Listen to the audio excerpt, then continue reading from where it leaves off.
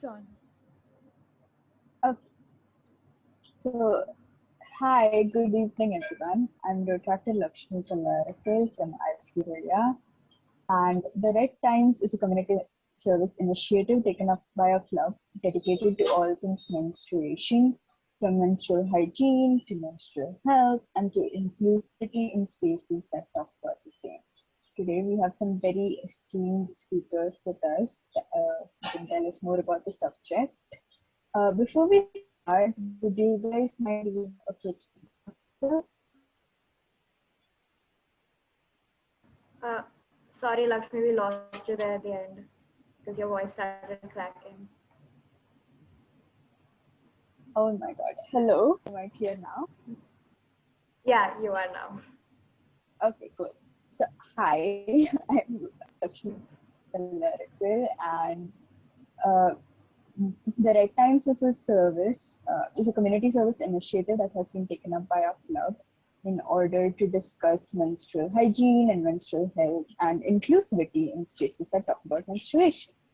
So today we have some very esteemed speakers with us who are shedding more light on the subject.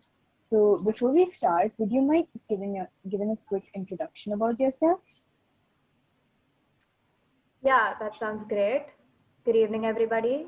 My name is Atyantika, and I am co-founder and director of the Red Lotus organization, which is an organization that aims to promote sustainable menstruation, while at the same time encourage women in their communities to properly segregate and dispose of their menstrual waste.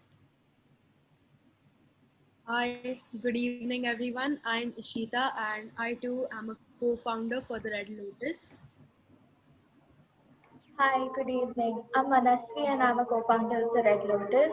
And I would like to thank the Rotaract Club of Ruia College for giving us this opportunity to talk about something we are extremely passionate about. It's our pleasure entirely. So, is there any country or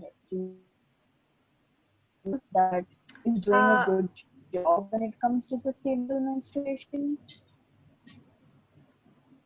Before we get to comparing India on the basis of other countries, maybe we should first establish what sustainable menstruation is, and because it's a problem that has a lot of facets and is closely interlinked with the stigma around menstruation and period poverty as well.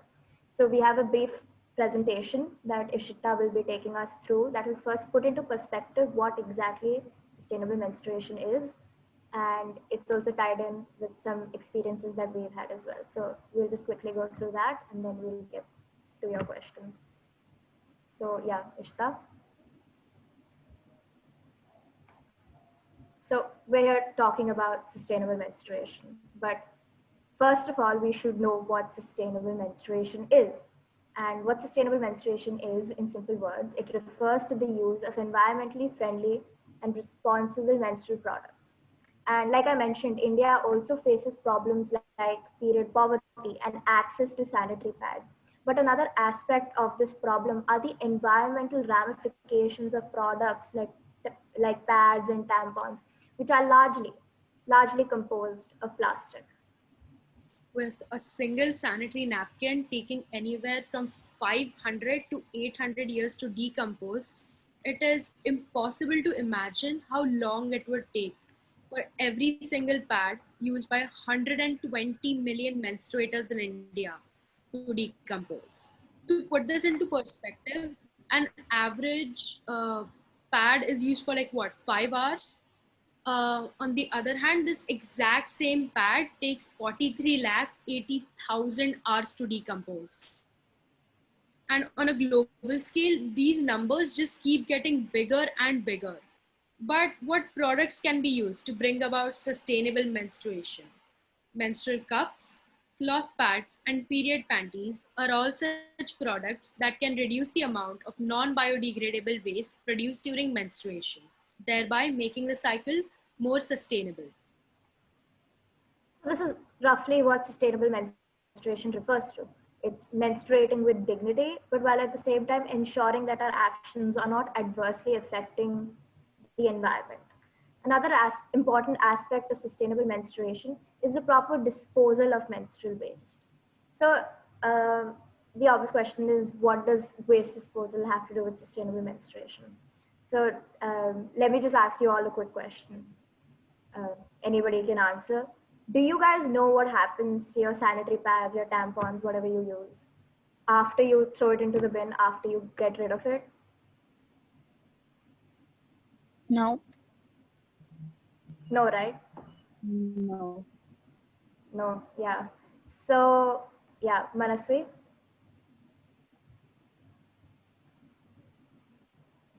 So these are the results of a survey we at the Red Lotus conducted. As you can see, an overwhelming majority of menstruators have no idea what happens to their sanitary waste after it's disposed. Does it go to a landfill or is it incinerated? It is extremely important to keep in mind that while using sustainable products like menstrual cups, cloth, or biodegradable pads, while it's better, a large majority of menstruators are urban on the go menstruators, and they usually prefer using sanitary pads. So, an easy way to urge our menstruators to take a step in the eco friendly direction would be by encouraging them to use biodegradable sanitary pads. Menstruators have to be aware of how their waste is being disposed and should ensure that their pads and tampons are being destroyed in an eco friendly manner. Even properly wrapping your pads and making them conspicuous can be of great help to sanitation workers. We'll elaborate on this topic a little later. So, Manasvi, what you're trying to say is that the improper disposal of sanitary or waste in general just affects the environment. Well, yes, but actually, no. A sanitary napkin or a tampon, while it might seem tiny, inconsequential, it actually has a significant impact on the environment, just as it has an impact on your personal health. The absorbent core of a disposable sanitary napkin is made up of wood pulp. The absorbing gel is made up of super absorbent polymers. The wings of the pad are coated with non-biodegradable adhesives to keep them in place. And all of these materials are once again non-biodegradable. There are also other materials used in the sanitary napkin, such as polypropylene and polyethylene. So the primary component in all disposable sanitary napkins, that is DSNs, is surprise plastic. And it takes approximately 500 to 800 years for them to fully disintegrate in the environment. To put that into perspective, that's roughly how long ago Vasco da Gama first visited the shores of India. Tampons are made up of cotton, rayon, polyester, polyethylene, polypropylene, and fiber finishes. And aside from the cotton, rayon, and fiber finishes, none of these substances are biodegradable. Organic cotton tampons are biodegradable, but they must be composted to ensure that they break down in a reasonable amount of time. Thanks to all that plastic, these products can take centuries to biodegrade. Disposal, however, is not the only problem. Production of these plastic components of pads and tampons require massive amounts of fossil fuel. A year's worth of period products was estimated by a Harvard researcher to have a carbon footprint of 5.3 kilograms of carbon dioxide equivalents. Now, carbon footprint is essentially the total amount of greenhouse gases that are emitted. As of now, there has been no solid research on the carbon footprints of reusable pads and menstrual cups, but the likelihood is that this would be way lower than that of disposable sanitary napkins. Um, Menstrual cups also cannot be recycled, but the difference in sheer volume of the waste between disposable sanitary napkins and disposable pads and tampons is striking. Reusable pads can also be repurposed as cleaning rags and other items once they start fraying, and they obviously decompose faster than plastics. Sanitary pads, tampons, and other menstrual hygiene products are categorized as dry municipal waste under the Solid Waste Management Rules of 2016. Dry waste means waste other than biodegradable waste and inert street sweepings. It includes recyclable waste, non-recyclable waste, combustible waste, sanitary napkins, and diapers. Sanitary waste includes waste consisting of used diapers, sanitary towels or napkins, tampons, condoms, incontinence sheets, and other similar waste. But there is still an ambiguity on whether to consider menstrual waste as biomedical waste or as plastic waste. Municipal waste is segregated into biodegradable and non biodegradable components after collection at the waste collection center.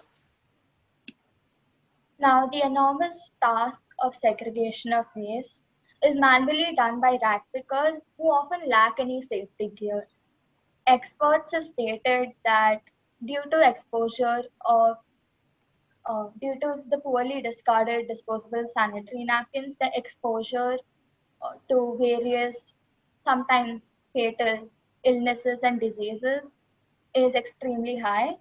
And waste pickers separate out soiled napkins from recyclable items by hand, thereby exposing themselves to microorganisms like E. coli, Salmonella, Staphylococcus, HIV, and pathogens that cause hepatitis and tetanus. It's not only a matter of health, but also that of dignity. So, just a few. So these are photos from our visit to the waste segregation plant in our community. As you can see, things are not looking pretty good over here. We spoke to the sanitation workers employed at the plant, and their accounts were eye-opening while at the same time quite pitiful. And the problem there is that they have the necessary equipment to carry out the segregation process in a healthy way, yet they are simply not able to do so due to the carelessness of the residents.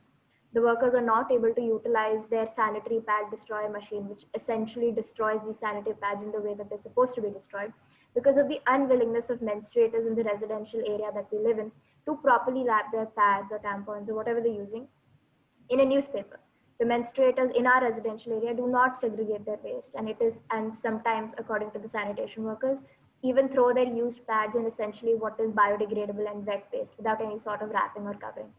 And when such unsegregated waste is brought to the plant, the workers refuse to separate the waste by hand, rightfully so. Thus, it is all collectively incinerated, the consequences of which is environmental pollution. So as you can see here, this is the head sanitation worker, Sunita, in the first picture, and we spoke to her. You know, she was essentially telling us about all the hardships these sanitation workers have to go through, simply because people refuse to take their point and their lives into consideration. Yeah. So now the question arises, what can we do? Can we do? Uh, well, the good news is that some steps have already been taken in the right direction. The central government has launched biodegradable sanitary napkins, Jan Aushadhi Suvidha, on International Women's Day, under which the government will be providing oxo biodegradable sanitary pads to menstruators for rupees 2 for 2 rupees 50 paise per pad at every Pradhan Mantri Bharatiya Janaushadhi Pariyojana Kendra. These sanitary napkins will remain available in packs of 4 pads priced at rupees 10 across 3,600 Janaushadhi centers in 33 states and union territories. What we can do now is switch to eco-friendly alternatives, some of which are menstrual cups and cloth pads, both of which are reusable and require basic care and sanitization. It goes without saying that they're extremely good for the environment and generate minimal waste. Another alternative is biodegradable pads, which are organic and let your skin breathe. Also, when they are incinerated, they don't produce any kind of toxic chemicals or emissions, and also don't produce cancer causing emissions, which disposable sanitary napkins do cause. Now, how is sustainable menstruation perceived on a global stage? Are there any global initiatives taken towards achieving sustainable menstruation? Well, we spoke about how what steps are being taken towards sustainable menstruation in India, but there is no collective or cohesive initiative taken by all the countries around the world specifically to achieve sustainable menstruation, but the closest we've gotten to such an initiative are the 17 Sustainable Development Goals. The Sustainable Development Goals, also known as the Global Goals, are a collection of 17 interlinked global goals designed to be a blueprint to achieve a better and more sustainable future for all. The SDGs, they're abbreviated to the SDGs, were set in 2015 by the United Nations General Assembly and are intended to be achieved by the year 2030. So you can see below are the 17 Sustainable Development Goals: no poverty, zero hunger, good health and well-being, quality education, gender equality, and so on. Now, none of these 17 SDGs, if you go through them carefully, directly address the disposal of non-biodegradable menstrual waste to be a problem. But it is safe to say that it is a subset of the ones that are mentioned. For example, we mentioned how improper disposal affects the professional lives of sanitation workers, whose well-being is one aim of SDG 6, which is clean water and sanitation. Similarly, menstruators in rural areas frequently dispose of their menstrual waste in water bodies, which affects aquatic ecosystems, an issue tackled by SDG 14, which is life underwater. So it is important to keep in mind how intricately interconnected all these SDGs are, and how something like responsible sanitary pad disposal can play in and actually affect the outcomes of all 17 of these goals.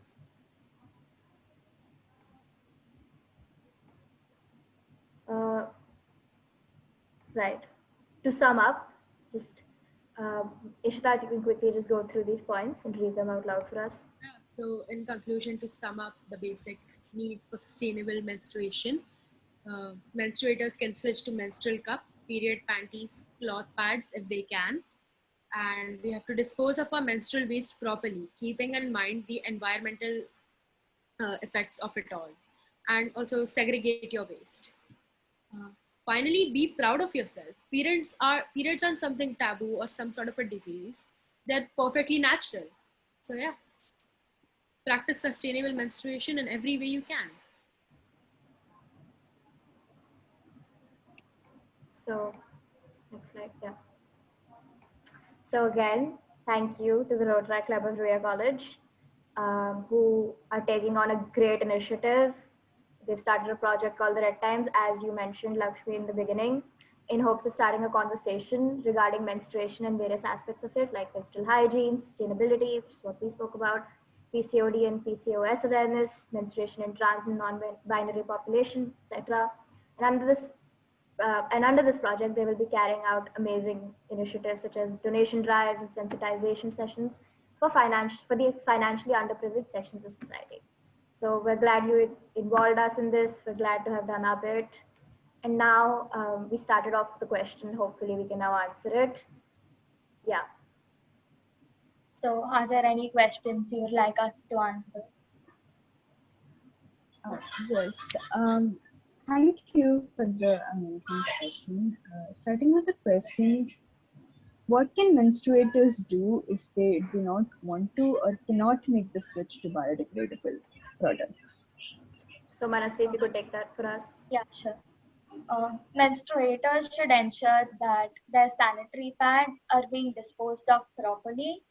We realize that it's not possible to expect all women in our society and in this country and the entire world to make such a change, taking into account numerous factors. However, we have a responsibility to the environment. Therefore, we must do our bit in ensuring that we properly dispose of all our menstrual products. And we must ensure that our waste is segregated and disposed of in such a way that it is easy for sanitation workers who are segregating our waste for us in a larger area. And this also greatly helps sustainable menstruation. How can menstruators, besides awareness, of course, be encouraged to dispose of their waste properly? Ishita, maybe you want to answer. Well, menstruators can be encouraged to dispose their waste properly by realizing the environmental ramifications and consequences of their actions. By realizing how much waste one generates and how it affects our communities and ecosystems, It is prudential to put into perspective the results of our actions. Menstruators can be encouraged if they truly realize, beyond the numbers, beyond the facts, the human effects of that improper disposal of menstrual products can have. Are there Are there any health risks involved while using products, sustainable products such as menstrual cups, So, pads, and so on? yeah, that's a good question. And I would just like to say that off the bat, it differs from menstruator to menstruator. We can't really generalize health, but generally, many women or many menstruators use menstrual cups without experiencing any complications. And but there are still potential risks to using them, and many of these are similar to those that come about by using any other internal menstrual product. Some risks include the dislodging of an IUD or an intrauterine device, allergies or infections to silicone mold, what the menstrual cup is actually made of. As with any other menstrual product, menstrual cups are also prone to leaks during use, but this is only likely if the cup is full or does not fit well. Emptying the cup regularly and using one that fits well reduces the chances of such leaks. And a menstrual cup that fits well will create a seal essentially around the vagina wall and will not move much during the day. But like I mentioned, the health effects can vary from person to person. Are there any other questions you have that we can answer? Yeah, one last question. Is there any other aspect of life impacted by improper waste disposal besides the environment and the health of the sanitation workers? Atyantika, maybe you want to answer that? So, like we mentioned during this PPT, that another community essentially affected by the improper disposal of sanitary pads are sanitation workers. But I'm sorry, just 1 second. I'm sorry, I cannot hear anybody right now. Can you guys hear me? Yeah, we can hear you. Do you want us to take over? No, because Okay, sure. everybody suddenly stopped moving. That's why. Okay, I'm so Yes. sorry. So another other communities or other aspects of life essentially affected by the improper disposal of waste are, as we've talked about in this PPT, are sanitation workers. But moreover, we have to realize that this is something that is going to affect us in the long run. The accumulation of non-biodegradable waste in the environment brings about phenomena like biological magnification, which is essentially the accumulation of all this non-biodegradable waste in the food chain. And essentially, who is at the top of the food chain? We humans are at the top of the food chain. So it is prudent to realize that at the end of the day, sanitation workers, aquatic ecosystems, the environment, we ourselves, we are all communities that are going to be affected if proper waste disposal is not brought about. Yeah, any other questions? No, that's it. Thank you so much, Akantika, Ishita, and Manasvi, for taking time to answer our questions and explain all of this to us. We really appreciate it, and we're glad to assist in the cause forward. We Yeah. would like to give out a huge thank you to everyone who took the time out of the day to attend our webinar. Your enthusiastic participation has motivated us to work with even more passion towards our cause. We hope to conduct another webinar very soon, and we're glad that you all have now become a part of our journey to make change one menstruator at a time. Yeah, thanks for joining us. Thanks for thinking of us. It was great. Thank you. Thank you for this opportunity. Yeah. Amazing to be here.